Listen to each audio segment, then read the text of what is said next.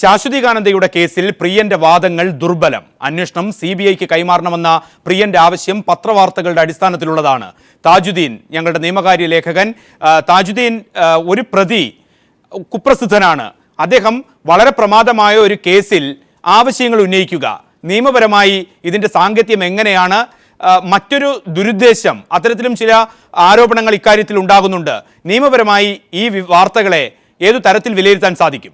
തികച്ചും ദുർബലമായ വാദമുഖങ്ങൾ ചൂണ്ടിക്കാട്ടിയാണ് കേസിൽ ആരോപണ വിധേയനായ പ്രിയൻ ഹൈക്കോടതിയിൽ CBI അന്വേഷണ ഹർജി സമർപ്പിച്ചത് എന്ന പരക്കെ ആരോപണം ഉയരുകയാണ്.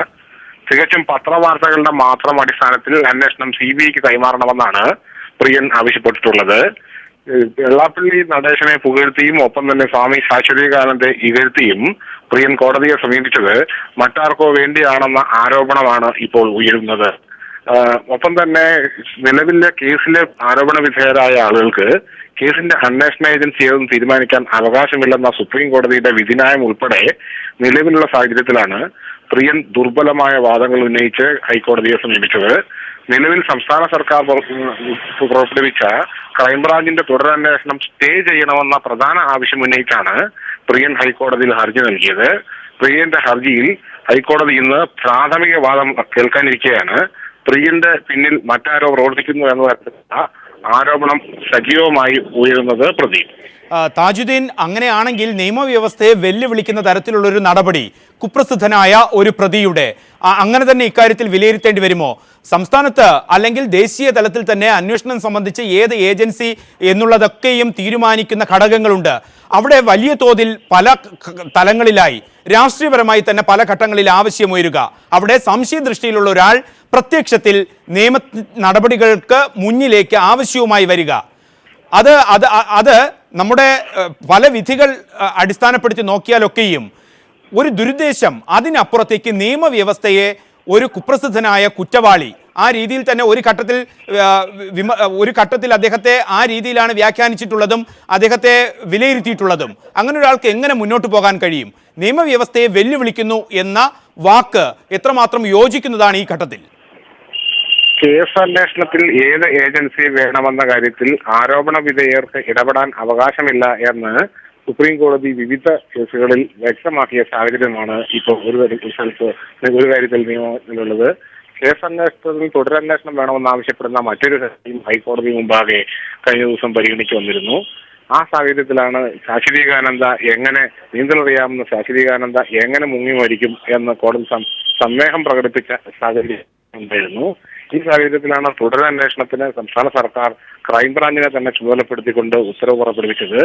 ഈ ഉത്തരവ് മരവിപ്പിക്കണം എന്നാവശ്യപ്പെട്ടാണ് പ്രിയൻ കോടതിയെ സമീപിച്ചിട്ടുള്ളത്.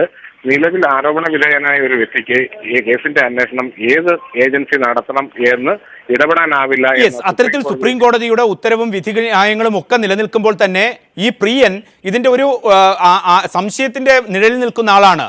സർക്കാർ ഇപ്പോൾ തുടരന്വേഷണവും പ്രഖ്യാപിച്ചിരിക്കുന്നു. അങ്ങനെയാണെങ്കിൽ CBI എന്ന ഏജൻസി എന്ന വിശാല അർത്ഥത്തിൽ അദ്ദേഹം വാദങ്ങൾ ഉന്നയിക്കുമ്പോഴും തുടരന്വേഷണത്തെ ദുർബലപ്പെടുത്തുക അല്ലെങ്കിൽ അതിനെ അട്ടിമറിക്കുക എന്നുള്ളൊരു നീക്കം സംശയത്തിന്റെ മുൾമുനയിൽ നിൽക്കുന്ന ഒരാളിന്റെ ഭാഗത്ത് നിന്ന് അങ്ങനെ കണക്കാക്കാൻ കഴിയുമോ ഈ ഹർജിയെ?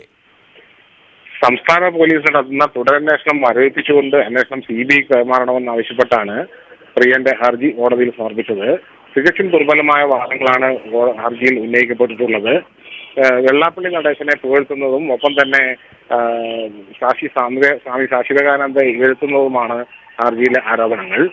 കേസുമായി ബന്ധപ്പെട്ട ചില പത്രവാർത്തകൾ മാത്രത്തിന്റെ അടിസ്ഥാനത്തിലാണ് CBI അന്വേഷണം വേണമെന്ന് സുപ്രീം കോടതിയിൽ ആവശ്യം ഉന്നയിച്ചിട്ടുള്ളത്.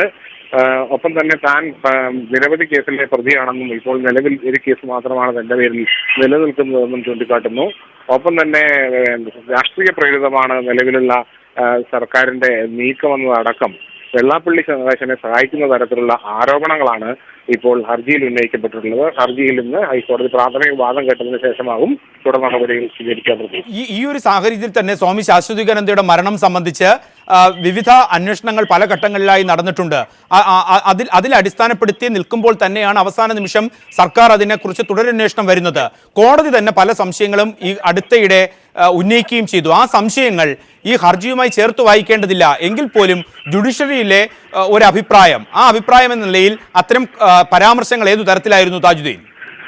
കേസിലെ തുടരന്വേഷണം വേണമെന്നാവശ്യപ്പെട്ട മറ്റൊരു ഹർജി പരിഗണിക്കവെയാണ് നീന്തലറിയാവുന്ന ശശികാനന്ദ എങ്ങനെ ആലുവ പുഴയിൽ മുങ്ങി മരിച്ചു എന്ന അടക്കമുള്ള സന്ദേഹം കോടതി ചോദിച്ചത്. എന്നാൽ കേസിന്റെ അന്വേഷണവുമായി ബന്ധപ്പെട്ട് ക്രൈംബ്രാഞ്ച് 114 സാക്ഷികളെ വിസ്തരിക്കുകയും സാക്ഷികളുടെ മൊഴിയെടുക്കുകയും ഒപ്പം തന്നെ ഫോറൻസിക് റിപ്പോർട്ട്, പോസ്റ്റ്മോർട്ടം റിപ്പോർട്ട് അടക്കമുള്ള ഫോറൻസിക് രേഖകൾ ഉണ്ട് എന്ന് ക്രൈംബ്രാഞ്ച് അവകാശം ഉന്നയിക്കുകയും ചെയ്ത സാഹചര്യത്തിൽ ഇത് സബ് ഡിവിഷണൽ മജിസ്ട്രേറ്റ് മുമ്പാകെ ഹാജരാക്കിയിരുന്നില്ല എന്ന സാഹചര്യമാണ് ഹർജി കോടതിയിൽ ചൂണ്ടിക്കാട്ടിയത്. ഈ സാഹചര്യത്തിലാണ് കോടതി സംശയത്തിന്റെ ഉണ്ട് എന്നതടക്കം കോടതി അഭിപ്രായപ്പെട്ടത്. എന്നാൽ കേസിന്റെ അന്വേഷണം സബ് ഡിവിഷണൽ മജിസ്ട്രേറ്റ് പരിശോധിക്കേണ്ട എന്ന നിലപാടായിരുന്നു സംസ്ഥാന സർക്കാർ ആദ്യം കോടതിയിൽ സ്വീകരിച്ചിരുന്നത്. കേസിൽ തുടരന്വേഷണം ആവശ്യമില്ല എന്ന കടുത്ത നിലപാടും കോടതിയിൽ സർക്കാരിന് വേണ്ടി ഹാജരായ പ്രോസിക്യൂഷൻ ഡയറക്ടർ സ്വീകരിച്ചിരുന്നു. എന്നാൽ പിന്നീടാണ് പൊടുന്നനെ ആഭ്യന്തര വകുപ്പ് മന്ത്രി കേസിൽ തുടരന്വേഷണം നടത്താൻ തീരുമാനിക്കുകയും ക്രൈംബ്രാഞ്ച് SP യെ ഇക്കാര്യത്തിൽ ചുമതലപ്പെടുത്തുകയും ചെയ്തതായി പത്രസമ്മേളനത്തിൽ വ്യക്തമാക്കിയത്. ഈ സാഹചര്യം അടക്കം കോടതിയുടെ മുൻപാകെ ഇരിക്കുന്ന സാഹചര്യത്തിലാണ് പ്രിയന്റെ പുതിയ ഹർജി CBI അന്വേഷണം ആണ് ഈ കേസിൽ വേണ്ടതെന്നും ഒപ്പം തന്നെ പോലീസ് നടത്തുന്ന തുടരന്വേഷണം മരവിപ്പിക്കണമെന്നും ക്രൈംബ്രാഞ്ചിന്റെ അന്വേഷണം മരവിപ്പിച്ചുകൊണ്ട് CBIക്ക് അന്വേഷണം കൈമാറണമെന്ന് ആവശ്യപ്പെട്ട് ആരോപണ വിധേയനായ പ്രിയൻ ഹൈക്കോടതിയെ സമീപിച്ചത് തികച്ചും ദുർബലമായ വാദങ്ങളാണ് എന്ന് പരക്കെ ആക്ഷേപം ഉയരുന്ന സാഹചര്യത്തിലാണ് ഇന്ന് case justice B. Kamal Pasha പ്രാഥമിക വാദം കേൾക്കുന്നത്.